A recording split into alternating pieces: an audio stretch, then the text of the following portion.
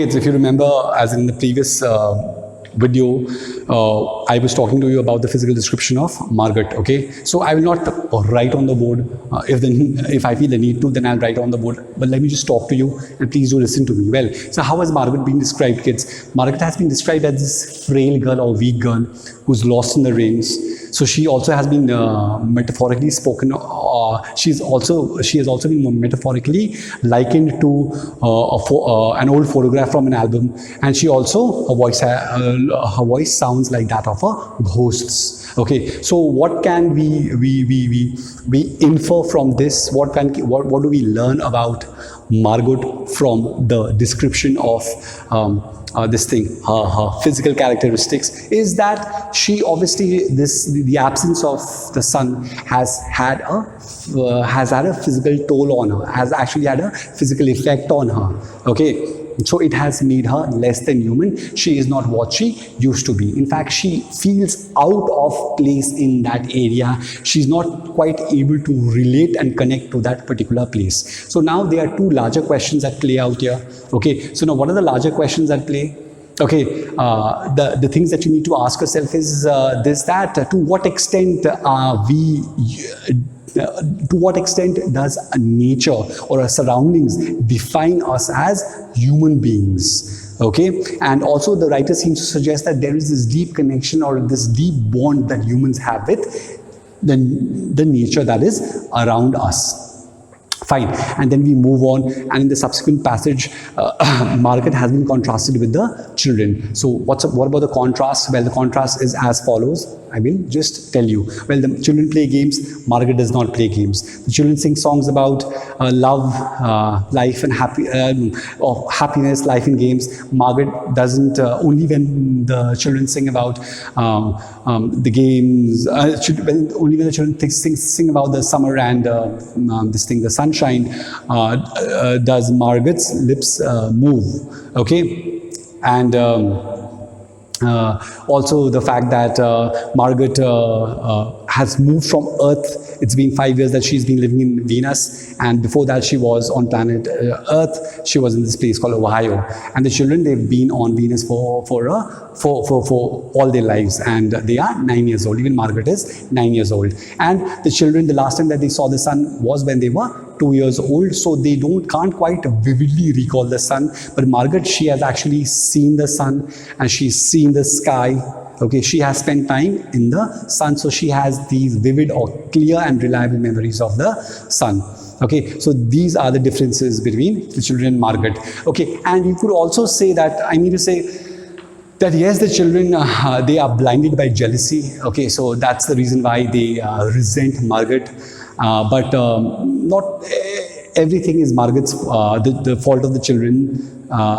Even Margaret is to blame. Just think about it. If you are in class and if there is someone, an outsider, a new student comes in and she comes across as haughty, she refuses to mix in, she treats you with disdain, or she treats you as if, she's better off than you, as in she looks down on you, or you get the feeling that she's looking down on you. Obviously, you wouldn't want to mix down with her. You will keep your distance, right? So that's exactly what happened. Okay, so obviously, Margaret, the only thing that she wanted was she wanted to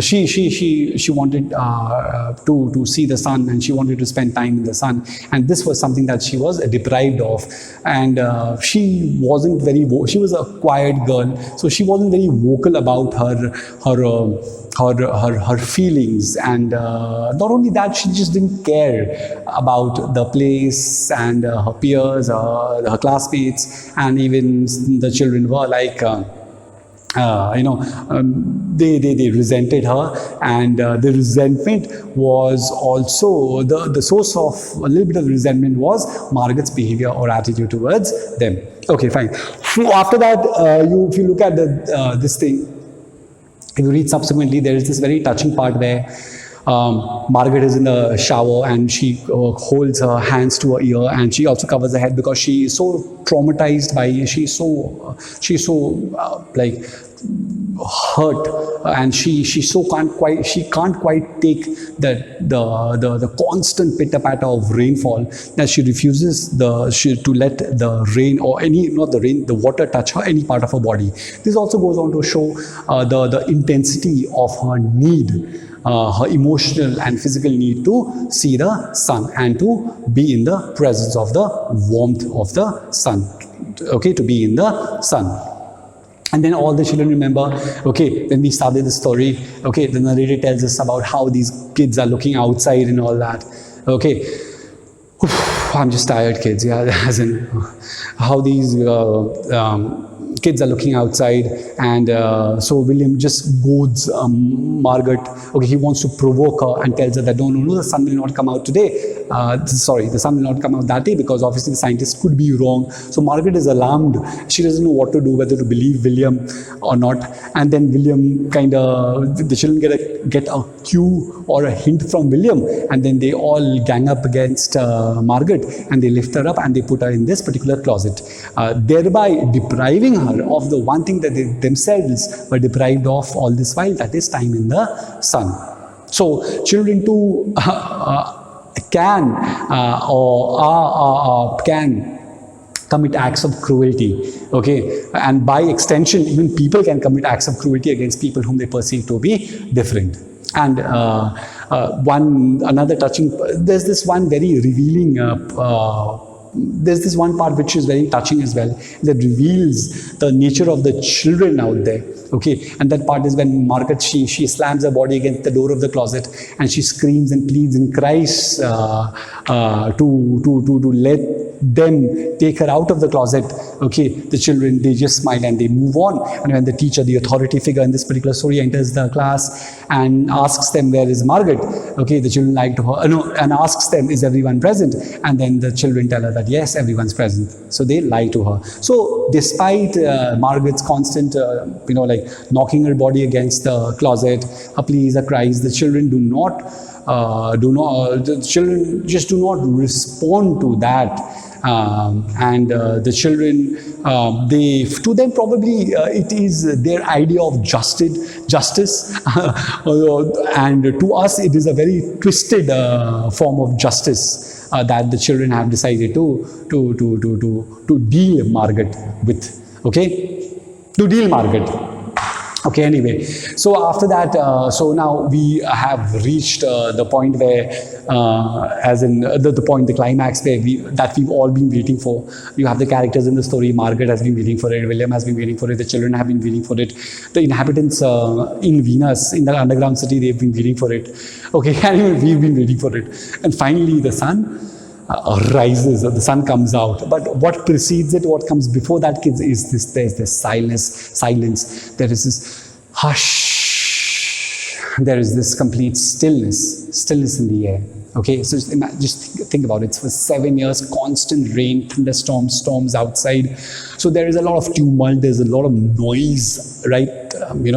Around that underground city, and all of a sudden that has been replaced by what? Replaced by this stillness, okay, this silence. And so it's like, remember, they've spoken about how a movie was going on about tornadoes, volcanic eruptions and hurricanes and all. And all of a sudden, in an instant, it seems as if someone's removed that slide from the projector and inserted a slide of a calm, tropical place where there's no sound, there's no motion whatsoever. So I really enjoyed that part as well. And it means his use of words to convey the change in the scene of atmosphere. The analogy that he drew was really, really nice. Anyway, and then after that, the children, when the doors slide open, okay, the children, they run out, and they are when they see that. So now the description of the sun at this point is important from an examination point of view. They run out and then they see the sun. And then the sun just completely exceeds or surpasses their expectations completely. So it's not unlike the sunlit lamps, the sun lamps that are not natural but man-made. So I suppose in the underground cities they have these sun lamps, but the sun lamps don't quite have the warmth and the nourishing power and the majesty of the sun. So that is artificial. Okay, and what is natural? Obviously, the sun is the sun. What can replace or replicate the sun? There is nothing. I don't think so any man-made thing can replicate or replace the sun. Okay, so they run out, and they so the arrival of the sun brings with it also this sense of peace and quiet, and the children are just happy and they are just joyous, and they know that the sun will be there for just 2 hours, and they just give themselves into they give themselves to the moment. They surrender themselves to that particular moment. They run around, they push each other, and then they play tag, and then they remove their jackets. They feel the warmth of the sun on their bodies, and they squint at the sun till a tear starts streaming down their faces.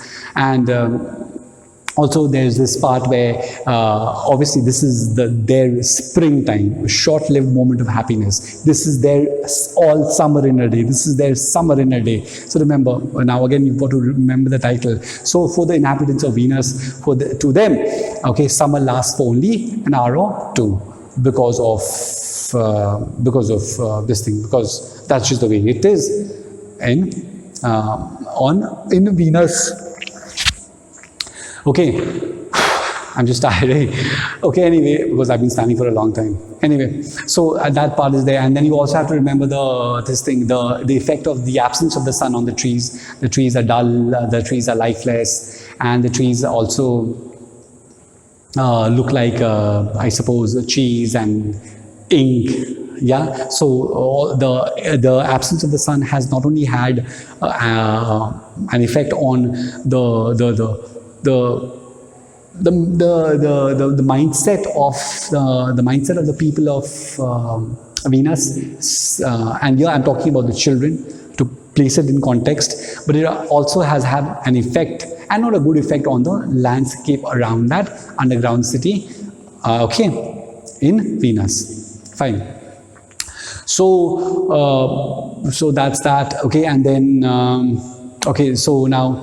There's this, so then they move on, and then finally what happens is raindrops fall onto the palms of this girl's, falls on the palm of this girl, and then the children realize that they have to go back. And then the children, they are very, very sad, obviously, because this was one moment that they were waiting for, and it came and it went. So this entire window of 2 hours was obviously just a window of 2 hours, means so the moment of intense happiness, the moment, this particular moment that they never experienced in the past, and to experience it again, they'll have to wait for 7 more years. So this moment of happiness has come and gone, and they have to enter. So it is at this point that they now realize, the children now realize, that they are very, very, that they understand the pain, they understand the anguish of Margaret.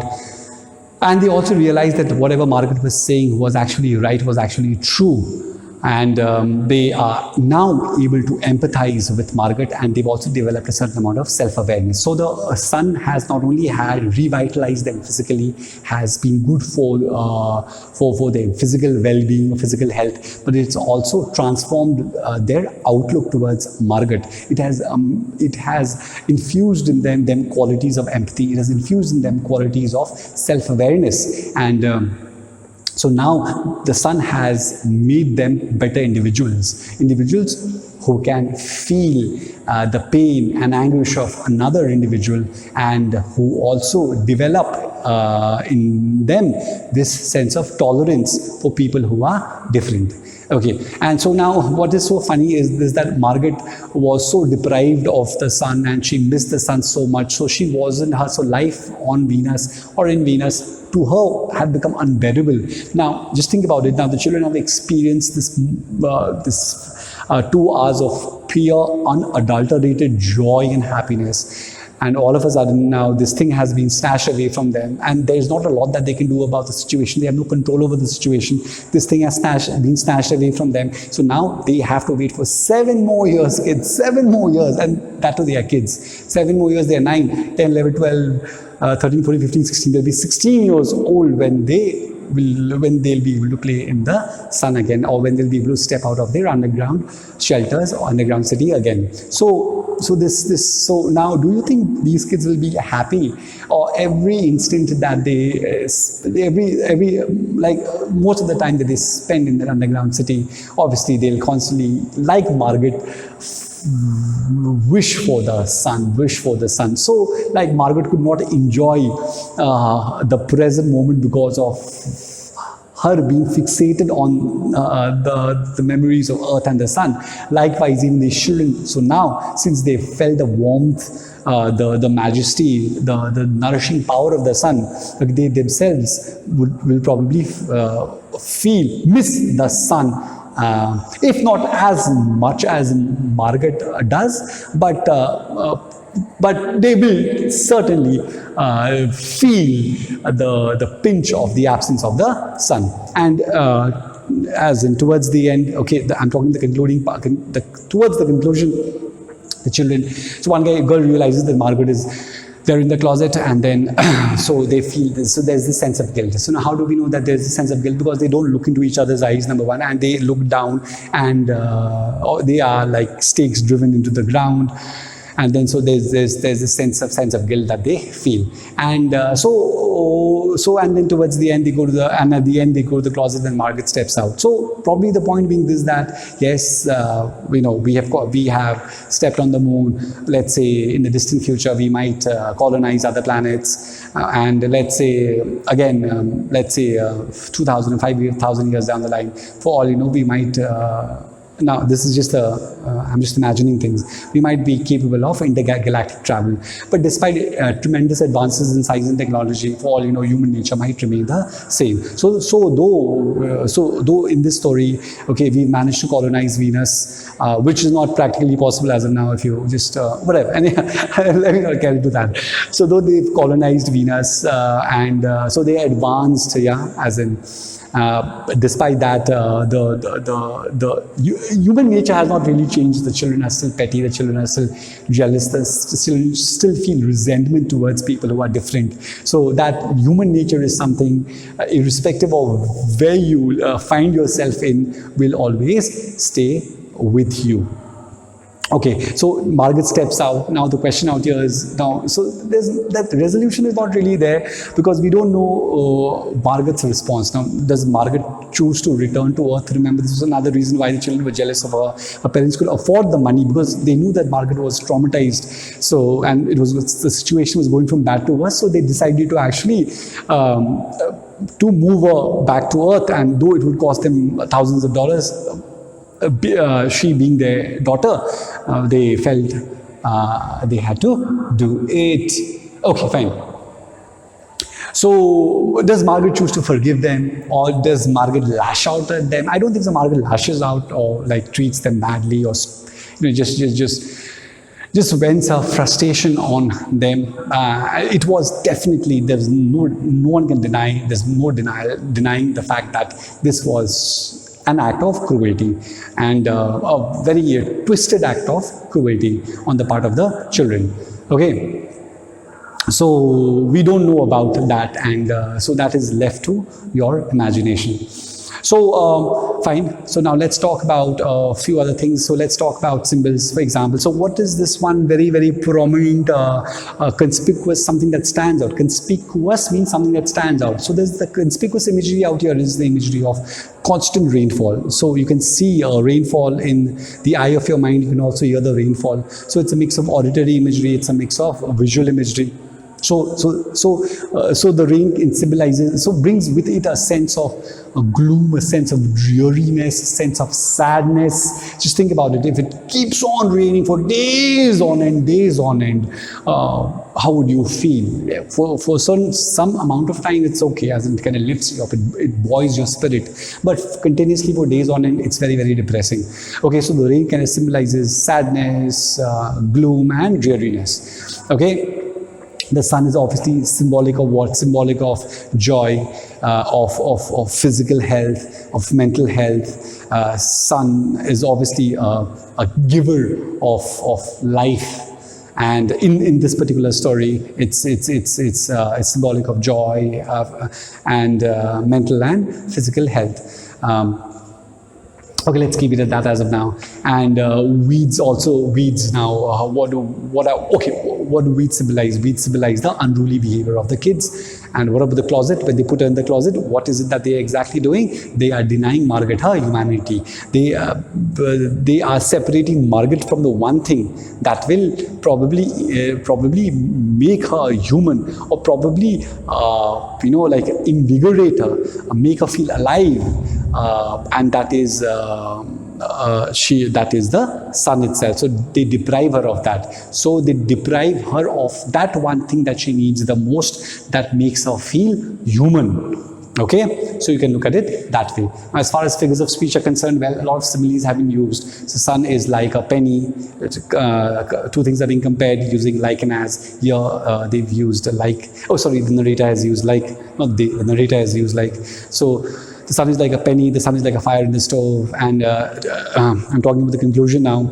The children are like stakes driven into the ground. So these are the ones that I can remember off the top of my head. There are a few more similes used. And as far as metaphors are concerned, okay, the rain has been metaphorically likened to beads of necklaces falling on roofs. And then you also have Margaret. Margaret has been spoken of as being a photograph from an old album. So that is another instance of metaphor. So then you have also the trees. What the trees are? Octopi. Octopi is the plural of octopus. Octopi with their arms, as in moving about and all that. So that is another instance of this thing metaphor. Okay, and also in that same passage where the trees metaphorically likened to octopi, there is this part where the silence, where he talks about the silence being a sea of no sound and motion. So that is another instance of metaphor. Okay, now what about hyperbole? So there are instances of, so then the narrator has used this thing, to use metaphors to bring alive the landscape.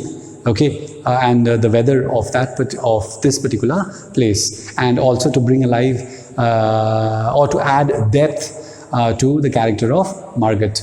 Okay, fine. So that's that. So let's talk about hyperbole. Hyperbole.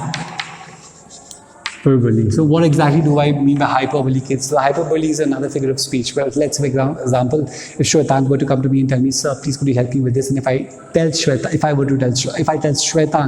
then, or if I were to tell Shwetang, then that Shwetang, I have a million things to do, I'm using the figure of speech called hyperbole. Okay, hyperbole in the sense, obviously I can't do a million things in a day. Is it possible? It's not possible, right? So it's just that I am exaggerating something and blowing something out of proportion in order to put forth in order to convey a point, in order to emphasize a particular point.